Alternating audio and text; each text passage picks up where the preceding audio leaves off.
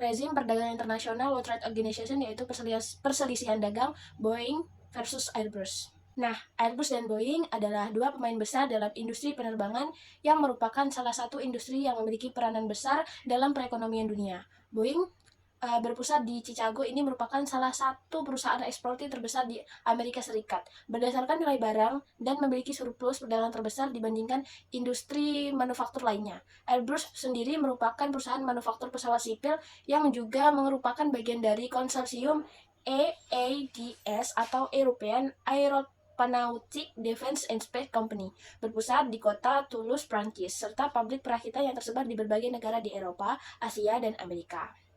Nah, berdirinya Airbus juga menandakan berakhirnya monopoli Boeing dalam industri penerbangan sipil. Hingga saat ini, kedua perusahaan menjadi rival dalam industri aviasi dunia. Rivalitas antara kedua perusahaan ini yang ditandai dengan terus berkembangnya Airbus hingga mampu mengambil sebagian market share yang sebelumnya dimiliki oleh Boeing membuat Amerika Serikat merasa khawatir. Hal ini dikarenakan Airbus mendapat bantuan yang besar dari beberapa negara Uni Eropa seperti Prancis, Jerman, dan lainnya. Sehingga pada tahun 1992, Amerika mengadakan pertemuan dengan Uni Eropa untuk meregulasi keterlibatan negara dalam sektor manufaktur pesawat terbang komersil besar melalui perjanjian bilateral dalam pesawat komersil besar atau Agreement on Light Civil Aircraft. Nah, sengketa antara kedua raksasa penerbangan ini dimulai pada Oktober 2004. Ketika itu, Amerika Serikat secara sepihak mengakhiri perjanjian bilateral pada tahun 1992 terkait perdagangan pesawat sipil dengan Uni Eropa dan mulai melakukan komplain pada WTO. Dua komplain terpisah yang telah dimasukkan ke WTO panel DS-316 atau komplain Amerika Serikat kepada Airbus. Tersebut merupakan komplain Amerika Serikat kepada Uni Eropa, Prancis, Jerman, Spanyol, dan Inggris.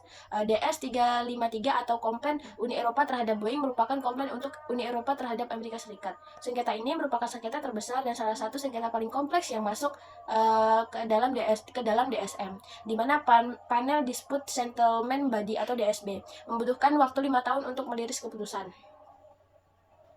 Sedangkan rata-rata kasus yang masuk di DSB hanya membutuhkan waktu paling lama 12 bulan dalam konteks sistem perdagangan global. Akan dijelaskan bagaimana World Trade Organization memiliki peran penting terutama melalui SCM atau Subsidy and Controlling Measure serta DSB, di mana kedua alat dalam sistem World Trade Organization ini bisa menjelaskan jenis bantuan dan seberapa besar negara mampu memberikan bantuan kepada sektor privat di negaranya. Itu tadi sedikit pembuka dari saya. Sebelumnya perkenalkan, nama saya Vina Dwiapianti dengan NIM E111221016. Kita masuk ke pembahasan. Nah, sengketa antara Airbus dengan Boeing berawal dari pembatalan secara sepihak oleh AS atas perjanjian bilateral dengan Uni Eropa terkait perdagangan pesawat sipil berbadan lebar yang dimulai pada tahun 1992 dengan menggunakan Economic Theory of Dispute Settlement Institution. Dapat dipahami bahwa pembatalan secara sepihak tersebut mencerminkan kelemahan dari perjanjian perdagangan yang dilakukan secara bilateral. Karena sifatnya berupa full efficient contract, maka di mana tidak ada celah untuk melakukan renegosiasi kontrak Grim Trigger Strategy yang dilakukan oleh Amerika Serikat di mana pihak Uni Eropa diduga melakukan pelanggaran terhadap perjanjian tersebut sehingga Amerika Serikat memutuskan untuk mengakhiri perjanjian bilateral tersebut dan membawa permasalahan ini ke World Trade Organization. Nah, melalui Economic Theory of Dispute Settlement Institution juga bisa dilihat bagaimana aktor internasional lebih memilih untuk menyelesaikan sengketa dagangnya di World Trade Organization melalui Dispute Settlement Mechanism dibandingkan menyelesaikan secara bilateral. Sulitnya penyelesaian sengketa antara Airbus dan Boeing di WTO dikarenakan terlalu kompleksnya sengketa ini untuk ditangani oleh WTO sendiri. Nah, hal ini terlihat dari upaya pemerintah Amerika Serikat dan Uni Eropa yang tidak patuh pada rekomendasi DSM untuk merevisi kebijakannya terkait subsidi yang diberikan kepada Boeing maupun Airbus. Nah, keengganan Amerika Serikat maupun Uni Eropa bisa dipahami karena ini menyangkut industri dengan skala ekonomi yang besar serta kepentingan nasional masing-masing negara. Nah, yang terjadi adalah baik itu Amerika Serikat maupun Uni Eropa merevisi sedikit kebijakan subsidinya kemudian melaporkan kepada WTO bahwa mereka sudah mengikuti rekomendasi DSM. Nah, sikap ini kemudian memaksa pihak untuk mengajukan komplain kembali ke WTO. Kembali mengajukan banding serta meminta WTO untuk mengajukan sanksi perdagangan. Nah, hal ini yang menyebabkan lamanya penyelesaian sengketa subsidi antar Airbus dan Boeing di World Trade Organization.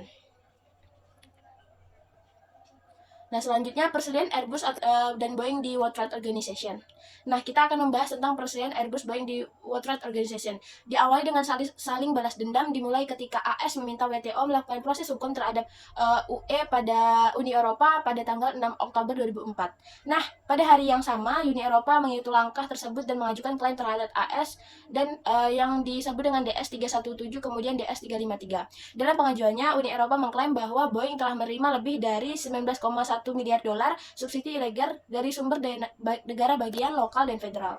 Nah, AS khususnya menentang apa yang disebut sebagai bantuan peluncuran sekitar 15 miliar dolar yang diberikan kepada Airbus oleh negara-negara konsorsiumnya. Bantuan peluncuran 3 terdiri dari pinjaman berbunga rendah yang dapat dibayar kembali, yang tersusun berdasarkan ketentuan TLCA bilateral tahun 1992. Namun TLCA tidak berlaku lagi karena penarikan diri AS. Nah, oleh karena itu, kedua belah pihak mengklaim pelanggaran perjanjian WTO tentang subsidi dan tindakan imbalan SCM dan GATT 1994. Nah, kedua perselisihan tersebut disidangkan secara paralel oleh panel WTO yang berbeda. Karena kedua perselisihan ini merupakan perselisihan terbesar dalam sejarah WTO, jadwal rutin untuk laporan panel dan badan banding AB tidak dapat dipenuhi. WTO mengeluarkan laporan panel dalam kasus Albert 5 tahun kemudian, pada bulan Juni 2010, dan dalam kasus Boeing pada bulan Maret 2011. Keputusan mengenai masing-masing banding juga berjarak 9 hingga 10 bulan. Laporan AB dalam perselian Airbus diterbitkan pada bulan Mei 2011. Nah, laporan Boeing pada bulan Maret 2012. Temuan WTO dalam perselisihan Airbus. Nah, selanjutnya kita akan membahas tentang temuan WTO dalam perselisihan Airbus, di mana panel WTO terlibat dalam pencarian fakta dan peninjauan aspek faktual serta aspek hukum dari kasus tersebut. Sedangkan WTO AB hanya meninjau permasalahan hukum dan interpretasi hukum yang dikembangkan oleh panel. AB dalam sengketa Airbus atau DS316 membalikan beberapa temuan utama panel tersebut, khususnya bahwa bantuan peluncuran merupakan subsidi ekspor yang dilarang. AB memutuskan bahwa bantuan peluncuran termasuk dalam kategori subsidi yang dapat ditindaklanjuti. Nah, 5 hal ini cukup penting karena subsidi ekspor pada dasarnya dilarang dan harus dihapuskan, sedangkan subsidi tertentu hanya dapat ditindaklanjuti dengan solusi yang lebih lunak.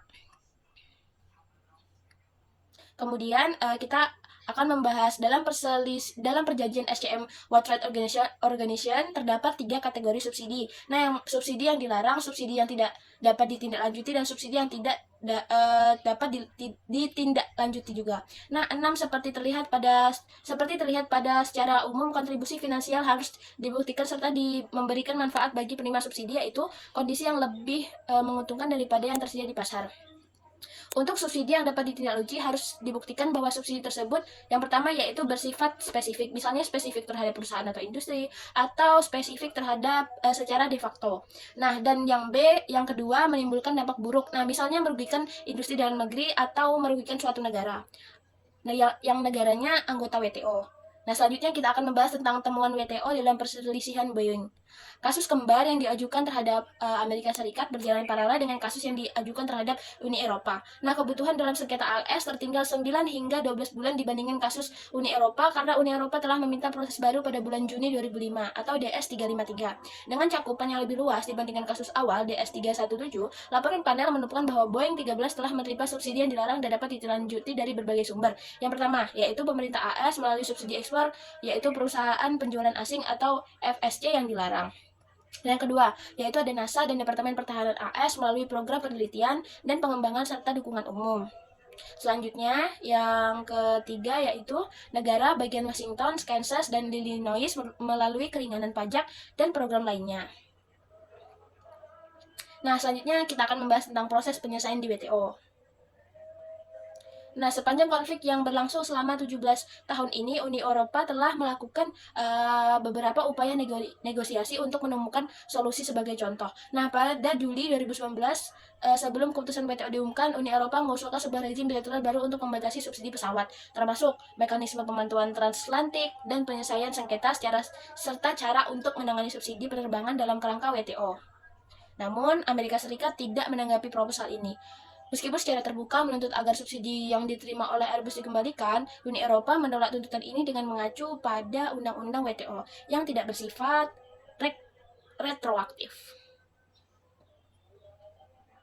Nah, perselisihan antara Airbus dan Boeing juga dilihat dalam konteks hubungan perdagangan yang transatlantik yang lebih luas, yang memburuk secara signifikan selama pemerintahan Trump. Sebagai contoh, pada Maret 2018, Trump memberlakukan tarif atas aluminium dan baja dengan alasan keamanan nasional berdasarkan pasal 232. Awalnya Amerika Serikat mengecualikan negara-negara mitra seperti Kanada, Meksiko, dan Uni Eropa, namun pengecualian ini tidak diperpanjang. Alih-alih menjadi Uni Eropa dan Kanada sebagai sekutu dalam perang dagang melawan Tiongkok, nah Trump malah mengasingkan mereka. Uni Eropa dan Kanada bersama-sama mengekspor 7 kali lebih banyak ke AS dibandingkan Tiongkok.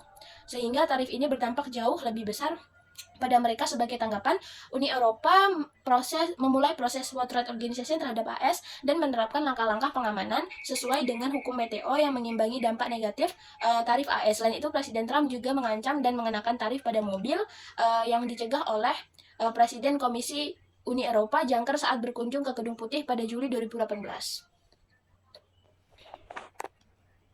Nah, dalam konteks perselisihan Airbus dan Boeing, Trump mengancam akan melakukan serangan ke balik yang lebih keras lagi dan menaikkan tarif hingga 100% jika Uni Eropa menerapkan tarif terhadap produk-produk AS. Nah, ancaman ini pada Oktober 2020 setelah WTO mengeluarkan keputusan yang memungkinkan Uni Eropa mengenakan tarif sebesar 4 miliar dolar terhadap AS.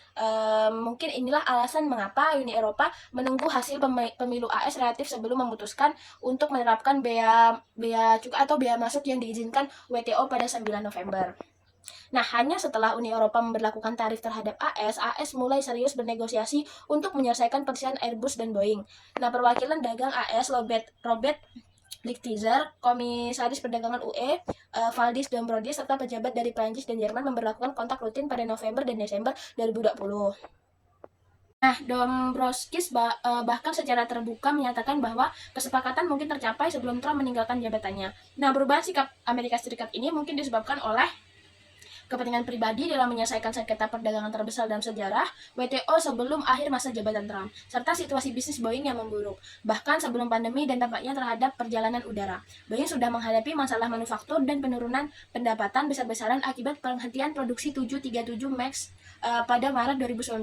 Pengiriman pesawat turun 81% dari 806 pada tahun 2018 menjadi 157 pada tahun 2020. Selain itu, Boeing mengalami pembatalan besar-besaran pada tahun 2020 dengan penurunan pesanan bersih sebanyak 1026 pesawat, sedangkan Airbus lebih tangguh selama krisis dan meningkatkan pesanan bersihnya sebanyak 268 pesawat.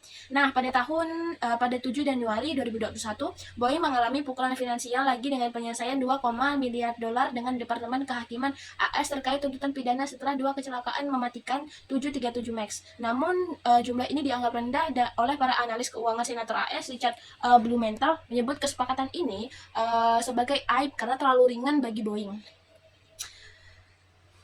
Nah, negosiasi antara Airbus dan Boeing dengan pemerintah Trump berakhir ketika AS secara sepihak memperluas tarif ke kelompok produk lain pada 30 Desember 2020. Barang-barang yang terkena dampak termasuk suku tenang pesawat seperti sayap dan komponen Airbus serta anggur dan minuman beralkohol tertentu dari Prancis dan Jerman. Sebelumnya, Airbus masih bisa mengirimkan pesawat ke AS tanpa harus membayar tarif 15% karena memproduksi pesawat di pabrik Alabama. Boeing yang tidak merakit pesawat di Eropa tidak memiliki pilihan untuk menghindari tarif ini yang menurut pelanggan seperti Ryanair tidak bersedia mereka bayar. Kasus ini dibawa ke WTO pada tahun 2004 dan menjadi salah satu sengketa perdagangan terbesar dan terpanjang dalam sejarah organisasi tersebut. Nah, berikut adalah beberapa tahap penting dalam proses penyelesaian ini. Yang pertama yaitu panel dan banding WTO. Nah, kedua belah pihak mengajukan kasus mereka ke panel penyelesaian sengketa WTO. WTO membentuk panel untuk menyelidiki tuduhan dan bukti yang diajukan oleh masing-masing pihak. Keputusan panel ini dapat diajukan banding ke badan banding WTO. Selanjutnya yaitu keputusan WTO. Nah, pada tahun 2010 dan 2011, WTO mengeluarkan putusan bahwa baik Boeing maupun Airbus menerima subsidi yang melanggar aturan WTO. WTO memerintahkan bahwasanya kedua belah pihak untuk menghentikan subsidi melanggar ini dan mengambil langkah-langkah untuk mematuhi aturan perdagangan internasional. Nah, selanjutnya yaitu retaliasi karena ketidakpatuhan dalam jangka waktu yang ditetapkan. WTO mengizinkan kedua belah pihak untuk memberlakukan tarif pembalasan pada tahun 2019. WTO mengizinkan AS untuk memberlakukan tarif hingga 7,5 miliar dolar terhadap barang-barang Eropa. Nah, pada tahun 2020 WTO mengizinkan Uni Eropa untuk memberlakukan tarif hingga 4 miliar terhadap 4 miliar dolar terhadap barang-barang AS. Baik, kita masuk ke penutup. Perselisihan dagang Boeing versus Airbus merupakan studi kasus penting tentang bagaimana rezim perdagangan internasional, khususnya WTO, berfungsi dalam menyelesaikan sengketa antara negara-negara anggotanya. Nah, meskipun proses penyelesaian sengketa WTO ini tergolong dapat memakan waktu yang lama dan menghasilkan keputusan yang kompleks, mekanisme ini penting untuk memastikan bahwa perdagangan internasional dilakukan berdasarkan aturan yang disepakati bersama. Kasus ini juga menunjukkan perlunya kerja dan dialog yang berkelanjutan untuk mengatasi masalah yang muncul dalam perdagangan global. Nah, sekian dari saya, Vina Dehepianti dengan NIM E111221016. Jika ada salah kata, mohon maaf yang sebesar-besarnya. Terima kasih.